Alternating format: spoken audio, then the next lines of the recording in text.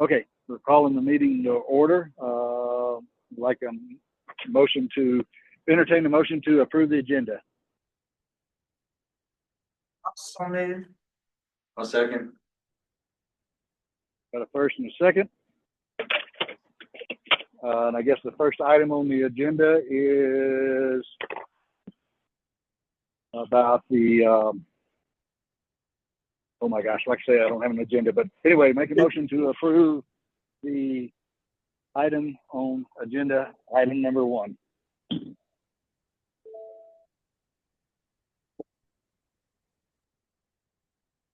Mr. Chairman, your agenda item is a consideration to amend the zoning on parts of lot 49 and 50 of the Moreno Valley 3rd subdivision from a C1 to an R6 zoning district. Do I have a motion to approve? I'd submit a motion to discuss this. Yeah, we'll get 2 to approve it, and then we'll open it up for discussion, and then we'll vote. Of the agenda.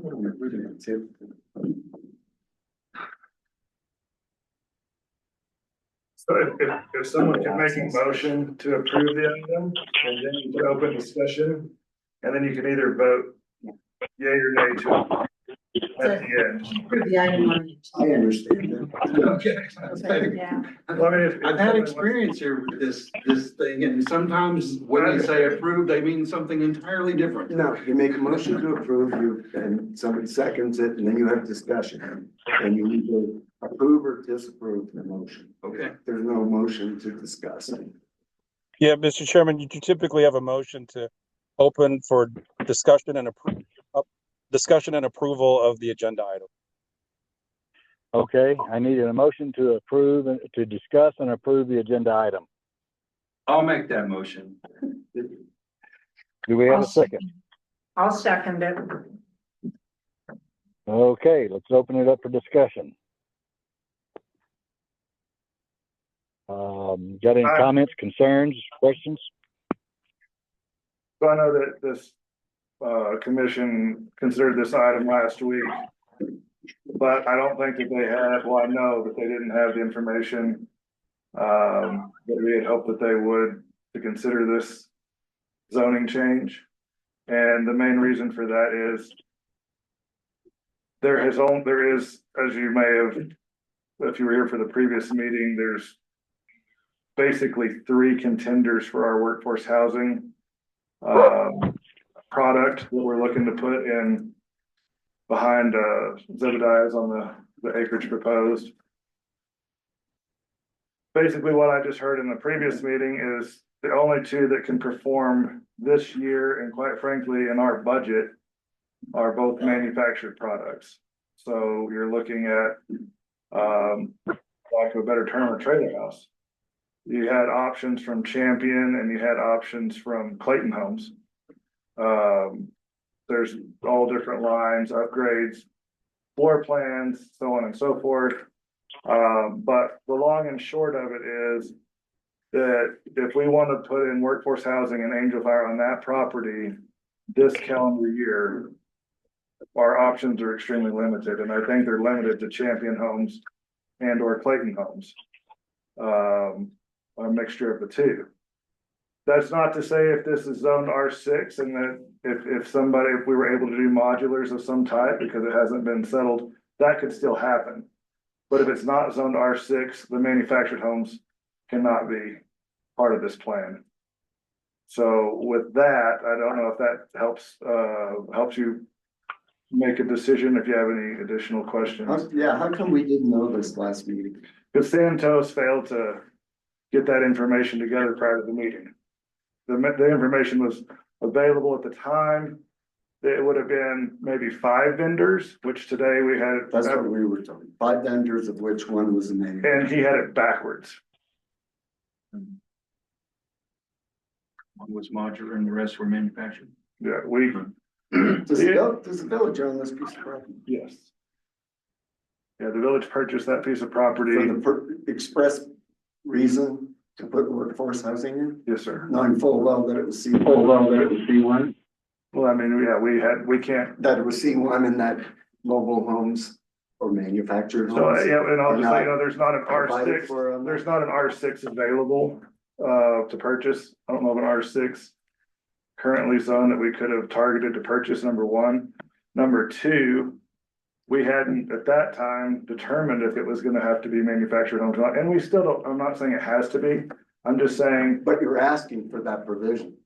I'm asking that the commission consider changing it, because it's looking as if we want to have 20 to 30 homes on site by the end of this calendar year, September, October, our only feasible option is looking like is a manufactured home. The other consideration is the price. So if we go modular or any other kind of construction, the price is gonna double. And our goal here is to, as the previous meeting stated, based on the employee housing survey, ideally keep rents under $1,000 a month. With manufactured homes, that leaves the village subsidizing $200 to $300 a month minimum on what was proposed, and if there's any additions to those homes, excuse me, decks, porches, any upgrades beyond that, that number goes up. That's not to say that we can't charge the full amount, that we can't subsidize some, but I can tell you that the village, I don't believe the village is in a position to subsidize $1,000, $1,500, $2,000 a month in workforce housing. Yeah, I'd be against that personally, but that's just my opinion. I honestly think with the numbers that were being given by Champion and Clayton Homes within the manufactured options, it could be a pass-through. In other words, no cost to the village, and provide 20 to 30 3-bedroom units For the workforce. for the defined workforce. as- So The the work, workforce is defined as. so the workforce work, community. I can't. You're welcome to, yes. Okay, so the governance around workforce housing is the person who is going to live, the person or persons who's going to live in the unit is going to be an employee for the village Mhm. or an employee or contractor for somebody who has a business license registered in Angel Fire, and their GRT is like 10,000 over a 2-year period. Mm, And, or they could be, and they can also be contractors, or it could be a business owner who can rent for themselves or on behalf of, units. We do have some provisions in there, and keep in mind, legal is still reviewing our governance, but there are some provisions in there that say an employer can't come in and say, I want 15 of your 20 units. That's not going to be, they have to get exceptions for that.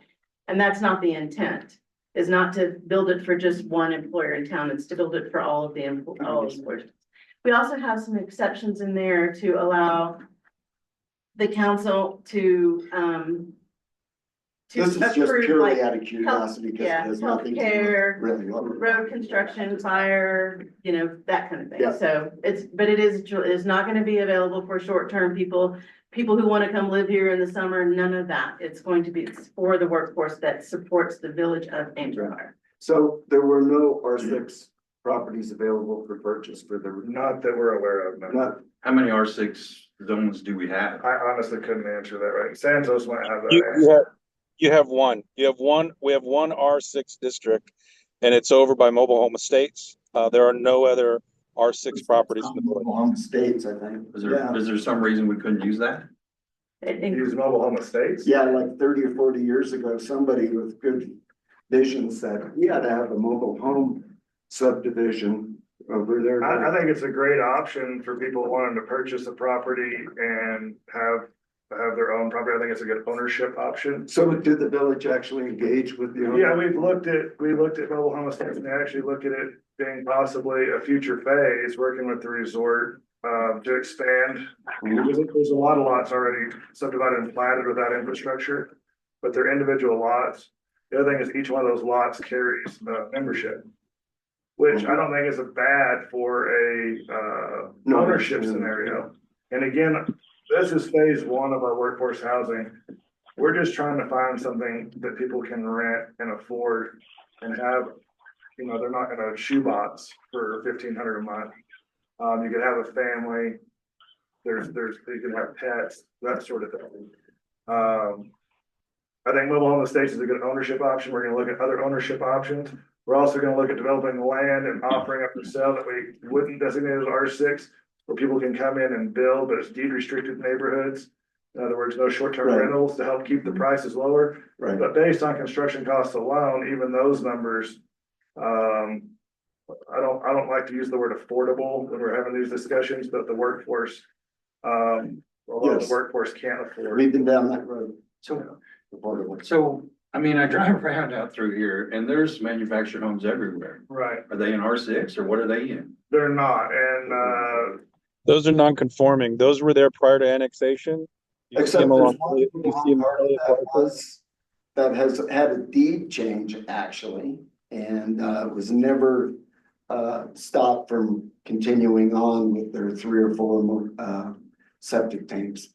And there's 9 units there, and they've traded them out over time. And that was there since the annexation of, I think, 1996, if I'm not mistaken, prior to that. So what I'm saying is, and it's interesting to hear about how permanent some of these can be.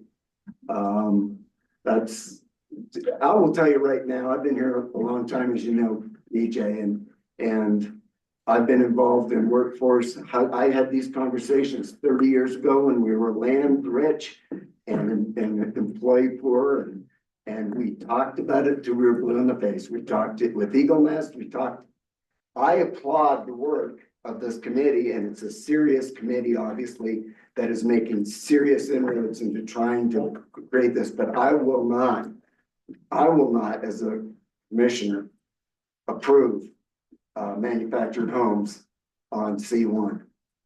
Not gonna well, happen. that's why we're wanting to have it changed to R6. That's exactly, I'm not gonna have it changed to R6, not in the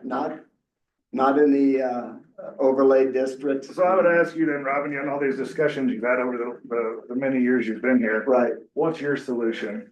well, I know that I worked for the resort, full disclosure, that we spent about $2 million trying to fix the inn to put units in. And that actually benefits a lot of people because a lot of J1s who work in a lot of other businesses derive benefit from the fact that we get J1s and house them right. And then they go to the grocery store, it's full of J1s who work for the resort. So the resort, in our case, we saw the need and we tried to accommodate that need. And so that's exactly what we're doing. We don't have an end to renovate.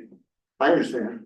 And so I'm open to any solution. And we're not looking for just J1 housing, we're looking. No, I for understand that. firemen We're and not, we policemen like and to teachers. evolve beyond dormitory style too, with more single room solutions as well. But, you know, what we were kind of stuck in how we were gonna do.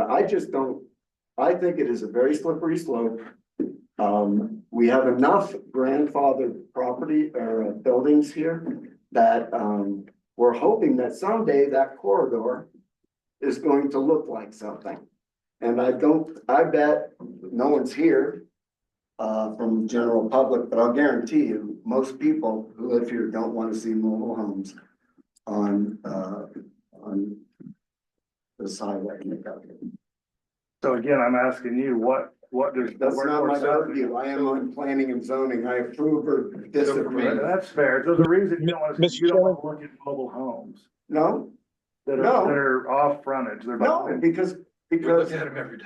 I know. They're out there. yeah, they're grandfathered. And someday they, you know, there's a chance that they will go in, the highest and best use of the real estate will prevail. I agree that, and I think that could happen with this property in 20 or 30 years. Well, Mr. Chairman, Mr. Chairman, I just want to add real quick. Hang on a second. That's for me, that's the thing. I mean, it looks to me like there might be better solutions if you would maybe look hard, you know, I mean, I get that this is a quick, easy one and you can get in there and we can get it done. But I don't understand the urgency about this year. But I can tell you why. Like Robin said, everybody talks about it. Mhm. Nothing's ever happened. mhm. Number I agree. one. Number two, the cost of construction goes up every single year, including the cost of manufactured homes. So this is the cheapest that we're gonna ever get it done. This is the only way that we can see getting, But if we don't do this, what changes? what if we don't do this, then we don't have workforce housing? This year. People still work here. Yeah, What's Well, that? we continue to have challenges with. No, again, employees. and again, it's different for, it's different from the view of retirees than it is business owners and, other people that try to make a living in this community.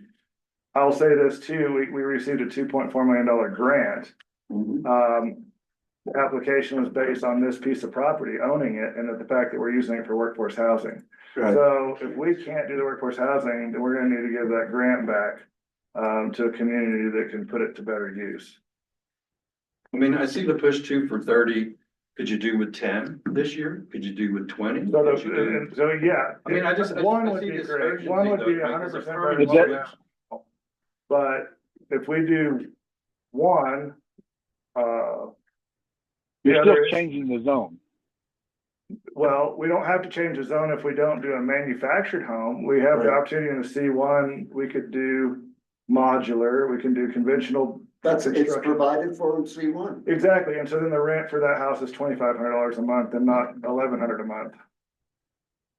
That's the other hiccup, so we can do, Which basically doesn't address. Or we- those doors. I mean, there may be extraterrestrial, other areas where somebody, I know you've talked to. so Robin, give everybody down there double their pay and we'll double the rent. Jim, I'm probably one of the biggest employers in this town. I know, I have 120 or 30 I know. employees right now. Yeah. I have to I turn away business because I don't have enough employees.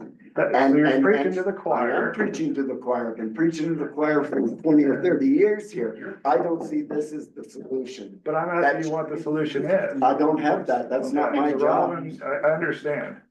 So Robin doesn't wanna see mobile homes. No, don't put words in my mouth. Well, that's what you said. Exactly what you said. Exactly what you Well, said. I don't, okay, Sorry. I don't want to compromise the C1 zoning. Neither do I. Okay, then We can- find some modular houses I and guess we're we all can look at an happy. ordinance that'll allow manufactured homes. Or in find another C1. piece of property. So again, we can do that. But there's not one that's zoned R6, number one.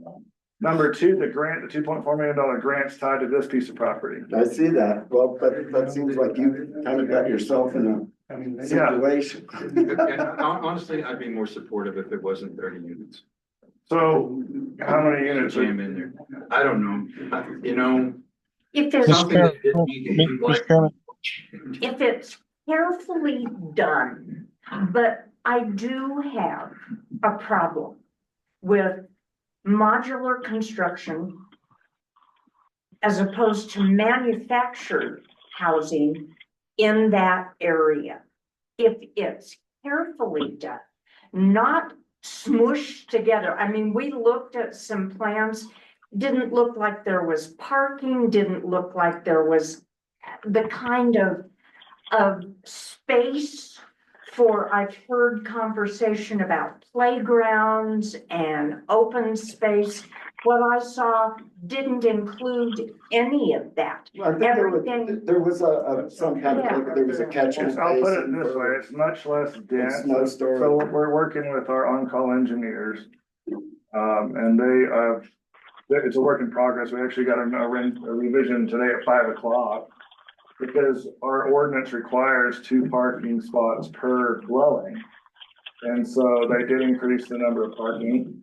They did change, the layout to some degree, but what we're trying not to do, we don't want to look like a typical mobile home park where they're just stacked one on top of another. I mean, if you look I mean, I at, look at Arizona. Now, you don't like the Mars, look they're of the pretty mobile. nice. well, and that's what we're trying to achieve. There's plenty of them to see. And quite frankly, 30, that the grant calls for 20. We have room for 30. The other issue is that we feel like we could fill 60 of them up immediately. At $1,000 a month, I guarantee you could. Exactly. I'm looking at all of them.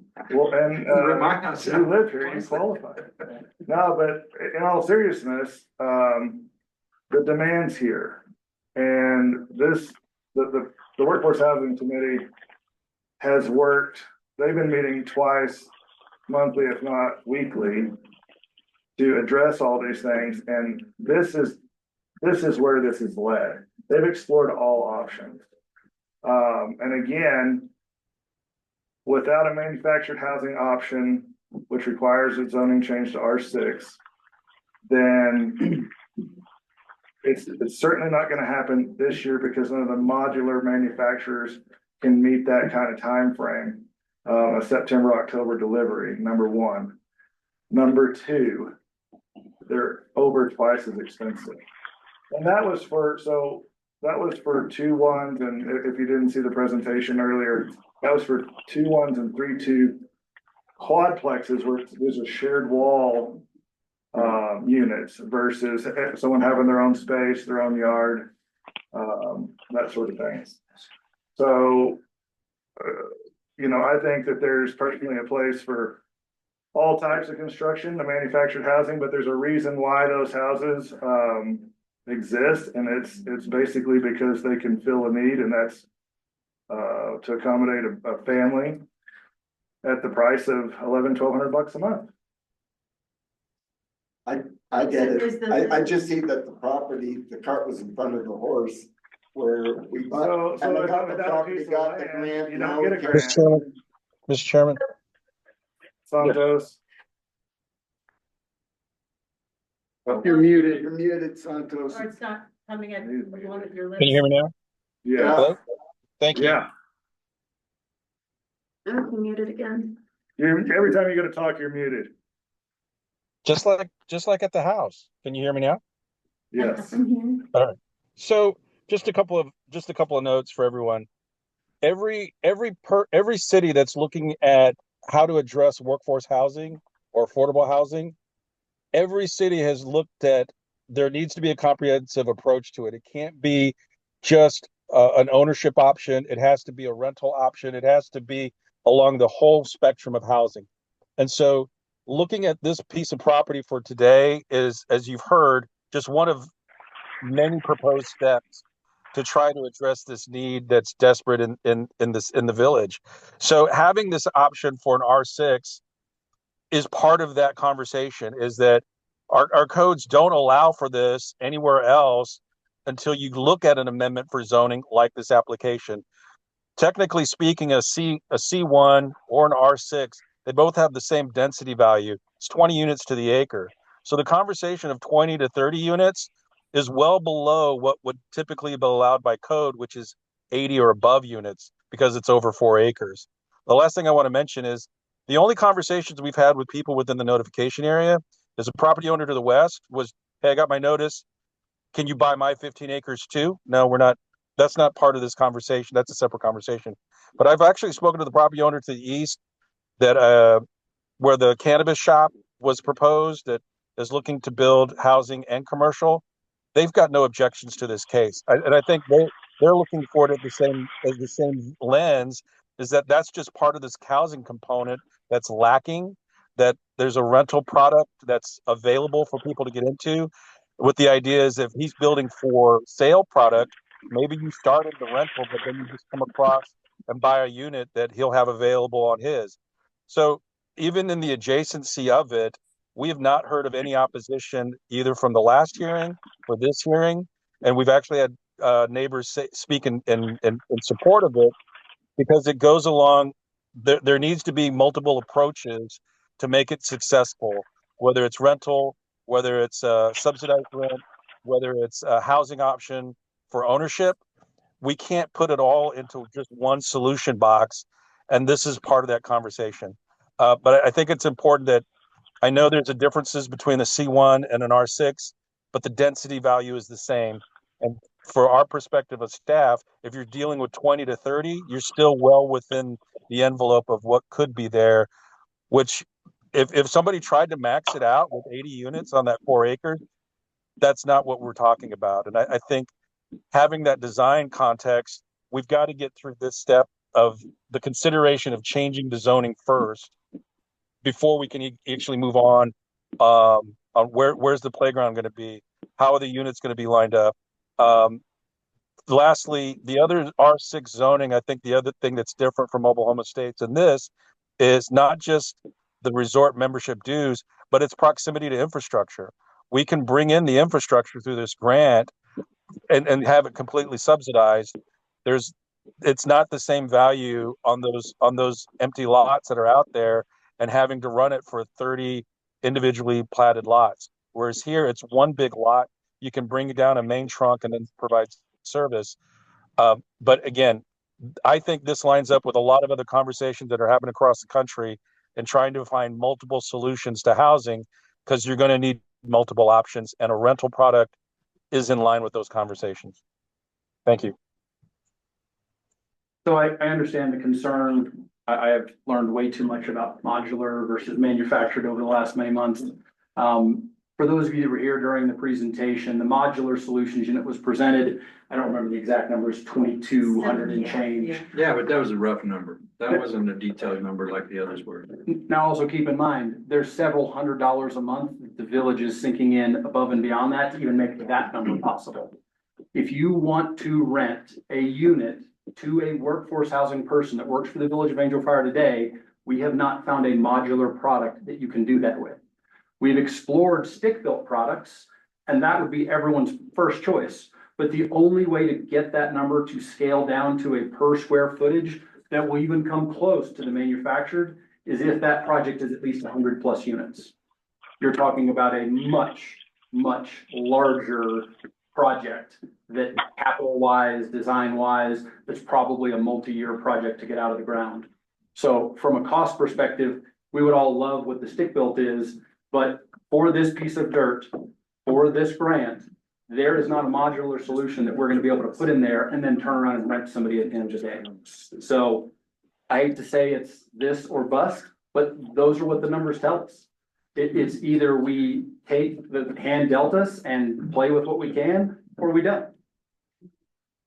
And that's as simple as it gets. I have a concern that the village is going to be in the property management company business. What assurances do we have that these places will rent, number one? Guarantee. I mean, we all talk about, oh yes, we need it. But we've got 30 units there. Do we have 30 people waiting in line to sign a lease and sign an agreement to move them to them? So the workforce housing committee. I'm sorry, I thought you were done. My apologies. No. And so if we've got the 30, do we have a 30 for next year and the following year? Is there going to be a time limit on the folks? I mean, none of that really matters to a whole lot of people, but I think, if me as a taxpayer, if I don't really want to be subsidizing somebody else's rent, personally, I would rather my taxes go for my infrastructure, my sewer, we got water lines that are only 2 inches, that's where I'm having some issues. With all due respect, Chairman, we're talking about, and I tend to go off on tangents too, but this is about, are we gonna change a C1 to an R6 to accommodate this particular committee's recommendation? And all the other minutiae stuff, details about whether our taxes are going to this or that or the other thing, while germane to a bigger conversation or not to this. Well, I think, Bubba's question is valid in the sense that, yes, our goal, Bubba, is to not subsidize the rents. But the only way that we see, without giving another option, is if the houses are manufactured houses. And they're placed on this property that we've received grant money to put all the roads and infrastructure in. So the subsidization is coming from the feds, in the sense of giving us the grant money to put all the infrastructure in. We're partnering with a company called Sustainability Partners on the mobile homes, on the manufactured homes, or whatever housing we ultimately do. But if it's manufactured housing, we can do a pass-through so that we are not subsidizing, so tax dollars aren't being spent subsidizing rents. The reason that the private sector hasn't done this is because there has to be markup. If somebody puts that in privately, they're going to put all this infrastructure in, buy the units, build the units, and you're going to be at $2,500, $3,000, $3,500 a month. So I again, agree. everybody wants workforce housing, but when we finally come to find a way to do that without costing the taxpayers any additional money, this is the hiccup we're running into, is it's gonna be manufactured. But understand, multiple other communities in the Enchanted Circle are subsidizing their workforce employees' rent.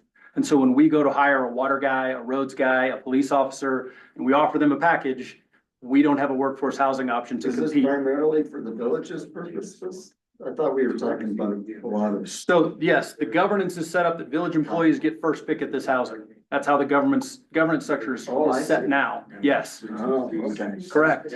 So Those not including the rest of them? So additionally, the internal village survey, we had 36 responses for 3 bedrooms, 25 for 2 bedrooms, and 15 for 1 bedrooms. The other surveys that this committee has conducted show we're at least 200 to 300 housing stock units short to satisfy all employers in town currently. So this, So this first step is primarily for the village. correct. Right. Okay, I wasn't sure. I don't know that everything. We have a process in there that any that are not occupied by a village employee would then be offered to other qualified tenants. Mark, And then if a village employee did. the want one, they resort kick them out, have- come in. a position on simply looking at the zoning change. Yes, That's what we're doing. I'd like to patiently hear it. wait my turn. So commissioners, Clerk Strickland, chairman on the phone there. So Mark Manley for the resort. Yeah. And you know, I just want to point out that this issue is germane to all mountain towns, at least all the ones I've lived in. I've lived in workforce housing. In Vale, they have it, and in Telluride, they have it. I lived in both of them. And so as the resort's attorney, you know, I am a bit torn. I understand completely the need for this. I benefited myself personally from living in workforce housing. And it's obvious to me that this community desperately needs it. I think the committee has been focused on meeting that need, and I applaud them for that. You know, the resort here is the largest employer in the county. We understand. We have the some need. feedback. I'm sorry.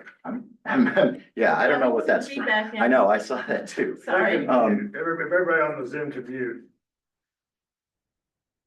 Yeah, so I just, you know, I don't want to take too long here, but you know, Commissioner Boyd, you had mentioned, you know, it ought to be carefully done. It needs to be.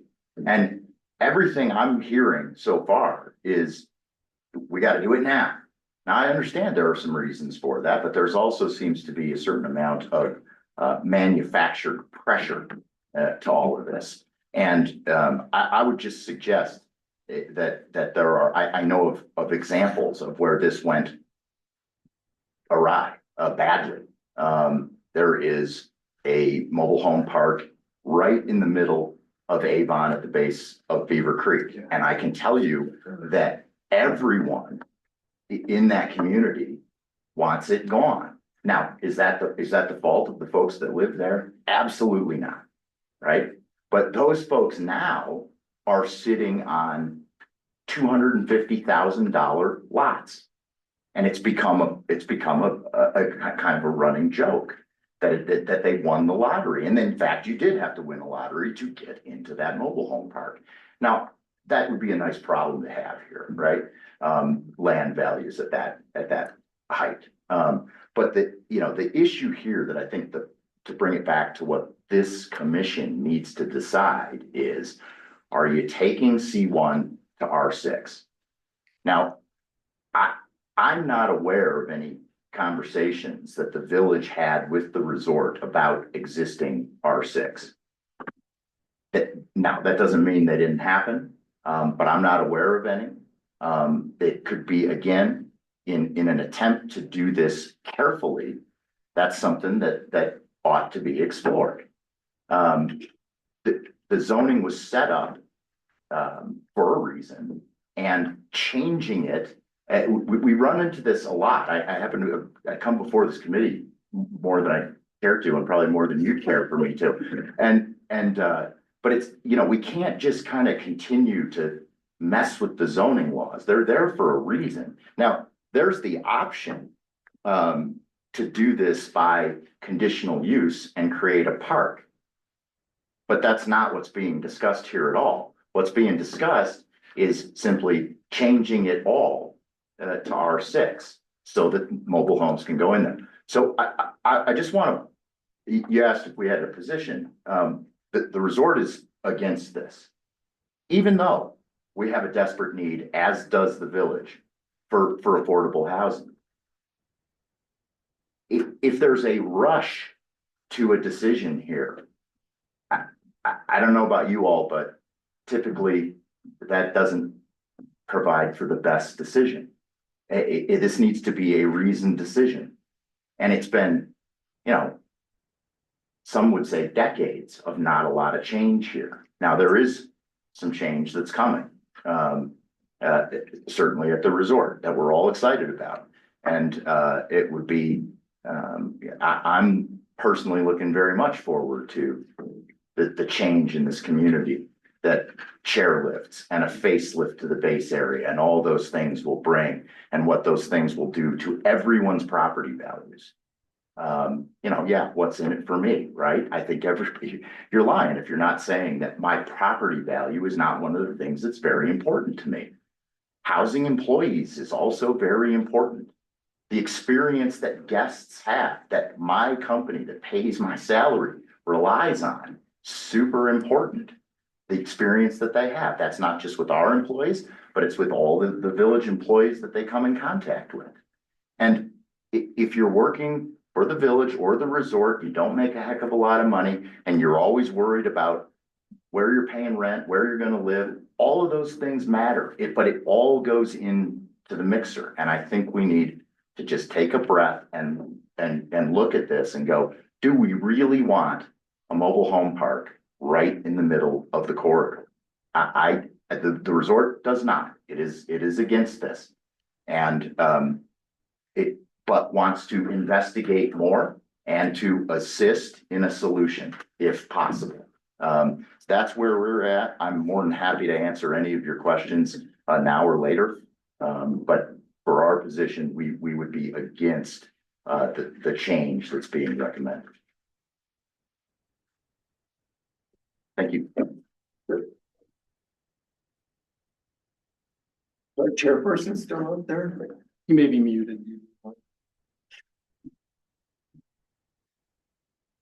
Do you want me to unmute him?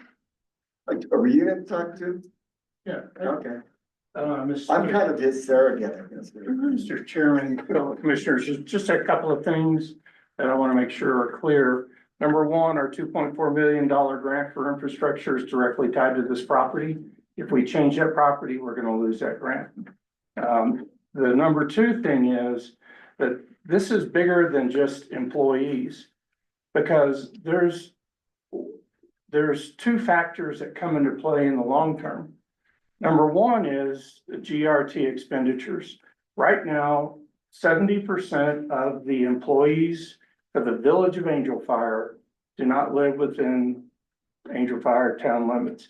They go home to their communities in Cimarron, Taos, Eagle Nest, Guadalupe, and Mora, and they spend your tax dollars on products in those communities, generating GRT for those communities. We need to start figuring out how to bring all of our workforce, not just the village, into the area of Angel Fire, into the boundaries of Angel Fire, so they will start spending GRT money here. It's a significant factor. The other thing is, right now, there are very few grants that the village of Angel Fire qualifies for. I mean, it's not all, but there are a lot more that we could have if it wasn't for our median income. Our median income is one of the higher ones in the state, not the highest. Los Alamos holds that, but it's one of the higher ones in the state for a municipality, maybe that one of the highest ones in the state for a municipality under 5,000 people. It may be at the highest. And the reason for that is because our working class do not live here. If they lived here, it would bring our median income down. And that's gonna have a huge impact on future services that we'll be able to provide. You're worried about the water lines being undersized. I mean, that's $100 million project. This village is never gonna do that without state funds and federal funds. And we can't get a lot of those funds because our median income is too high. It's a fact. So we need to be able to bring these in. I think this committee did yeoman's work in trying to figure out the best solution. Brett, I don't And- think anybody is arguing with what this committee has done. It is absolutely astounding.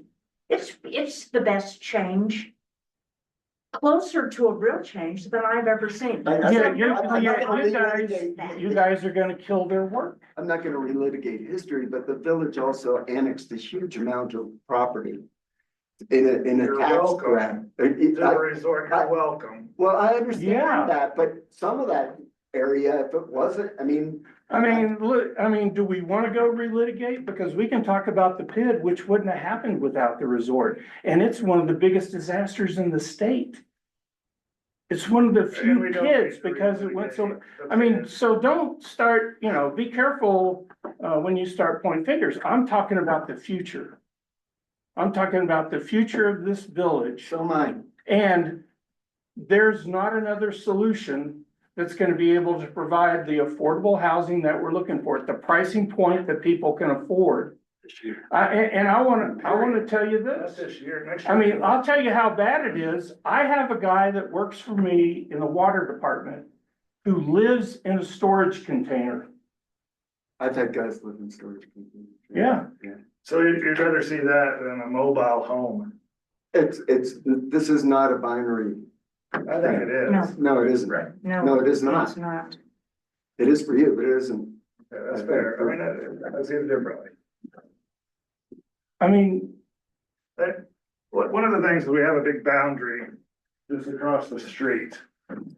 Angel Fire Resort, which has restrictive covenants, that prevents manufactured homes from being, built on the vacant lots inside the resort.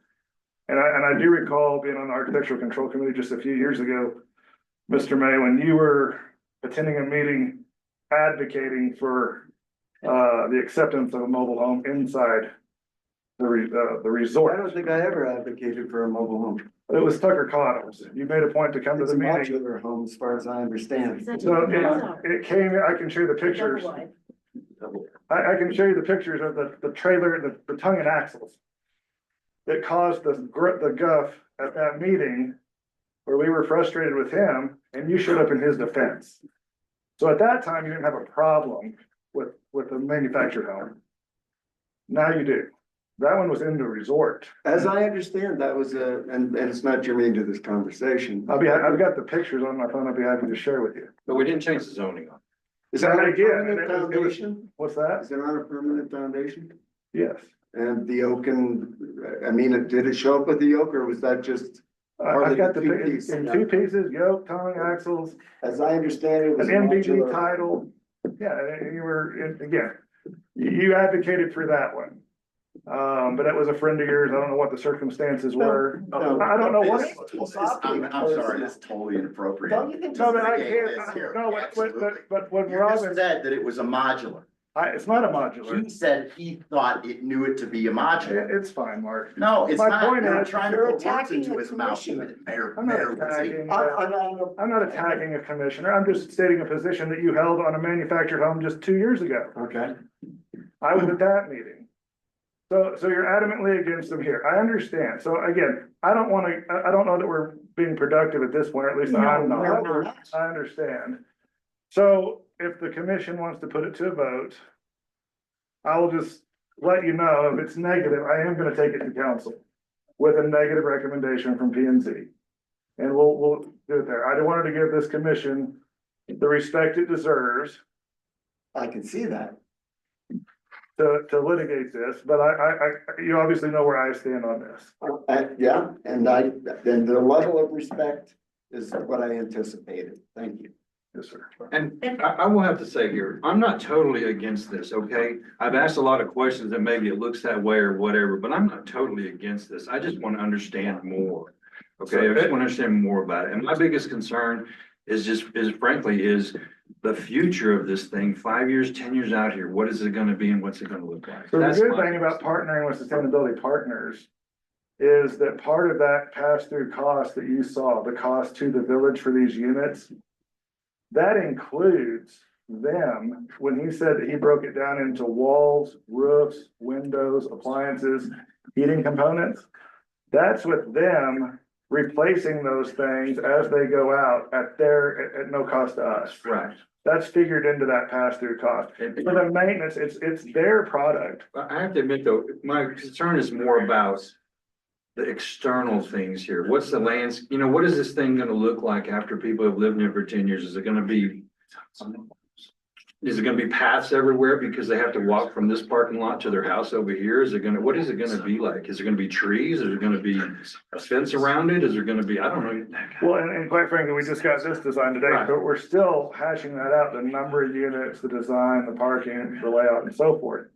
I can tell you that I'll be adamant to having again, I wanted people to have space. I want them to have a yard. I want them to have, I don't want them to be crammed in an apartment or a quadplex type situation. I want to Where we get. live. Exactly. It's not why you move here. So that was one of the reasons that we were looking at housing versus apartment style construction in the first place. It's still a work in progress. And so all the input that we can get, again, the grants for 20 houses. I do feel like there's a need for much more than 20. To Bubba's point, the concern, I can't guarantee we don't have leases signed, but we did our due diligence in the form of a workforce housing survey. And from what we can tell, if we had 60 of them, they would be full. So if we can do 30, we feel like we're getting somewhere. I don't know. Again, I don't know where else to put it. When we purchased this property, we had two properties that we looked at closely. The reason we chose this one, or I say we, the Workforce Housing Committee, is because it's proximity to town. So y'all are claiming it's in the core. It's in the main corridor, but it's off of the, right, but it's not on Main Street. It's not on 434. But we wanted them close enough to where they have walk to restaurants, walk to work, walk to the grocery store, that sort of thing. That was in proximity to infrastructure. So that was why that they ultimately decided on this piece of property. Again, at the time, they didn't know it was going to have to be a manufacturer. I say have to be, that was the only viable option. And yes, I will say too, time is of the essence. I know everybody wants to talk about this and go down the road 2, 4, 5 years, but I'm going to tell you, I'm not going to be here in 3 years, much less 10, Kevin. So I can't tell you what it'll look like in 10 years. But at the same time, I tried to put this in myself and it wasn't manufactured housing under the last administration. We had the land, we had the financing to do it, and we had no cooperation from the village of Angel Fire. Interest rates changed, projects squashed. Again, construction costs go up every year. Manufactured housing costs go up every year. So if it's a price concern, it's not going to be cheaper next year. But what I'm hearing then is that no matter when it is in the future for workforce housing, it's going to be mobile homes. And if we want more, we're going to have to find another spot to designate R6. And if we want more, I'm we're not going to saying find another that. R6. I'm not saying that at all. Number one, we know now, after having done all this work through this committee and others, quite frankly, that that's the best option for this phase. For these rentals. What we do want to see is we are working with private investors as well, trying to do what we can for them, but they're going to be more conventional style, but it's going to be more apartment style. 1 bedroom, 1 bath, 2 bedroom, 1 bath. Are these the deed Probably. restricted? purchasable. So far, there's That's what no helps. one, we get a lot of people coming in with ideas, but we have yet to see any plans or permits on anything. And quite Can I break frankly- in for a second? Yes, sir. Hey, the whole issue is the C versus the R. The rest of it's all irrelevant. I mean, the land's already purchased, everything like this done. Is there any, I mean, and there's some opposition to go this way and that way and all this way. Is there any consideration at all to keep it the C, but have a variance for a few? I don't believe a variance would be, if Santos could speak. Yeah, there isn't a variance option, Mr. Chair. Okay. The zoning amendment option is, you're absolutely right. The only item of debate is whether to go from a C1 Right. to an R6. That's really the only item Correct. germane to the issue. But there's not a variance to allow manufacturing homes outside of an R6 at the density that's being requested. So to Santos, to Mr. Manley's point, what about a conditional use permit? A conditional use permit could be considered, but it's still this public hearing process. I personally, from staff, the R6 amendment still keeps all the other R allowances on the property. It's one lot removed from 434. The practicality of having a commercial operator being two lots removed from the main thoroughfare, I don't think that that's realistic, because they don't own the intervening pieces. And so If it was a, go ahead. So getting this C1 to an R6, I from my perspective, is more the practicality of what's actually going to happen. The farther you move away from 434, this seems to make more sense. You still have all the other entitlements for residential property moving forward. I will just reiterate, this is at least one lot removed from 434. So what will this look like 5 years, 10 years? You have commercial intervening properties between it and the highway. But nonetheless, the R6 value, Exactly. the R6 consideration provides actually what the village is actually looking for. Your setbacks, your all your other design standards are I think more amenable in the R6 option for this consideration. And the I intent is, understand what you're saying, but what I don't agree, or I would have a different opinion, is if you kept it C and did a conditional use and had it for a period of time, who knows if that may not be a better use for that piece of property for the village than what it is now. Just saying. No, Mr. Chairman, I see that point. Just from my perspective, I think all your commercial activity is going to want or prefer to be on 434, all those lots. Once we start moving away from it, I think there's just inherent challenges for a commercial vendor to be successful without high street visibility. That going from a C to an R is more likely what was going to occur anyway. So rather than cut through this middle part, I think the R6 application is a preferred application for this to be considered at this time. But if everybody opposes that, then a special use permit or conditional use would work, correct? We'd have to see how this goes. I mean, Mr. Chairman, all this aside, this is still a recommendation that's forward to council. I mean, the ultimate decision is at the council level, right. regardless if it was a conditional use or an amendment to the zoning district. This is the function of the Planning and Zoning Commission to look at these details, come up with debate, make a thoughtful recommendation to forward to the council. And from my perspective, I'll just reiterate, I don't think you're going to see anything but residential moving west on 434, so that going from a C to an R makes a lot more sense to consider.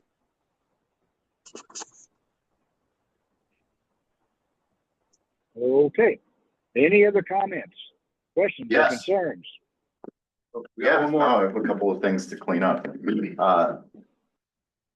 Commissioner May, if you knew that it was a mobile home and not modular, would you have voted for it? Yeah, I've been a realtor here since 1978. I'm well aware of the covenants and restrictions of the Angel Fire Resort. Okay. And of course, I would have said no mobile homes. Appreciate that. Thank you for asking. No, absolutely. And Yeah. when I made those comments, I was under the assumption that, and I still am until, As many of us were. and it was permitted. No, I get it. Not permitted and built. As a modular, So again, In any case- I wanted you to have the opportunity to say your piece and you did. Yeah. You know, the other thing is that I'm disappointed to hear our mayor say, I'm going straight to council no matter That's what so you much. say, because it, you know. Why am I here? If we're saying, if the mayor himself stepped down off of this very commission because he felt as though he was being ignored by the mayor at the time. Yes. This should go to council. It needs to go to council. So that the entire community can have the opportunity to weigh in on all of this. But to discount what this commission has to say before you even take a vote on it, I also think is not it has proper. been voted on. Thanks. Yeah, we did. No, I'm gonna revote. That's my Yeah. question. As a I citizen, think I'd like we're- to see a revote. We're fixing to wrap up discussion here, I think. I think we're just kind of circling around, saying the same stuff over and over and stuff. I think probably the thing to do, I mean, I'm done with as far as my concerns and questions, so. Okay, here's what we're gonna do. We're gonna call for a vote to approve. All in favor, state your name and say aye. All opposed, state your name and say no. I can have, Mr. Chairman, I can have the clerk do a roll call vote if you'd like. That would be awesome. Thank you. Okay, roll call vote on item A. We have a motion. and- I'm confused a little bit because we did vote on this. And I'll tell you. No, we opened it up for discussion. And the reason why, so it can come up again next week. Are we gonna keep voting on this every week? Well, it's possible. Okay. Now, let me put it this way. The reason why, it is legal have redress. And the reason why is Okay. you were, I'm just asking for procedural. I would have. It's opened up a lot more stuff than we had before. Well, again, and I would have been here last week had I known Santos wasn't prepared. Because Santos provided a lot of misinformation at the last meeting. It wasn't accurate information. So I thought that, again, I would have probably, after watching the meeting, voted in a similar way that the commission did. If I thought that there was 5 options, only one was manufactured. That would have been a big difference. The fact of the matter is we're down to 2 and they're both manufactured. I'm sorry, Eliana. Well, there wasn't a motion. There was a motion and a second. At the beginning, before discussion began. Yeah, Very well.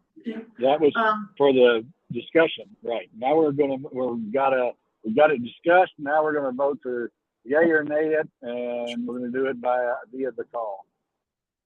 Unless there's more discussion. Do you need to go I do there? have one question, if it's okay, with the chair. Go to the commission. Has it been explained, because I came in late, the difference between a modular Yes. and manufactured? I know the difference. So, they're both built to HUD standards. One's personal property and one is real property. Unless it's set on a. Unless it's on- I get it. It really boils down to a title, axles and a wheel. That's your interpretation of that. It's true. That's it. And I live in a modular home. I've lived in mobile homes too. I have too. My first Here. home was mobile home. I'm just saying, I wanted to make sure y'all understood the difference because constructually, other than the title, the axle and the wheel, there's not any difference between a modular and a manufactured home. At least not. Well, the there ones might be that some are difference because some of them are Not the 2 by ones 4 we're walls looking and some of them are 2 by 6 walls. So yes, there might be some difference. May I proceed? Yes, please. Kevin Ricketson, Aye. Robin May, Nay, Jackie Boyd. Aye, and I want my comments taken down. Okay. I have never served on a board that has taken such care with what comes before it. And I have got to tell you, to have a village manager stand here and say, be careful. This is the most pressured vote I have ever been a part of. And boy, do I back the workforce housing and what they're doing. But I most certainly do not appreciate the way this has been handled. I can agree with your comments that I don't appreciate the way it's been handled either. A week ago, this should have been a much. BJ, I understand. Yeah. Don't need to hear anything else from anybody. We've taken the vote. I was gonna I ask, think Bubba needs to go. the clerk is asking, Bubba, does he need to vote in this setting or not? Can somebody help us there on the Nope. parliamentary? Bubba Davis, I don't need to vote. I'm not a voting party unless it's tied. very well. So then it's a Sorry, we yes? just wanted to clarify the clerk's question there. wasn't My sure. apologies for interrupting. Okay, it's a yes.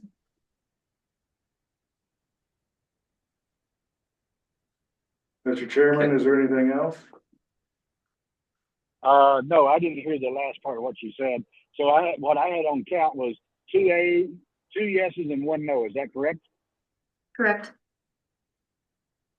And that's it. So, so my part to say now is motion carries to approve said change from C to R. I can't remember the numbers. So approved.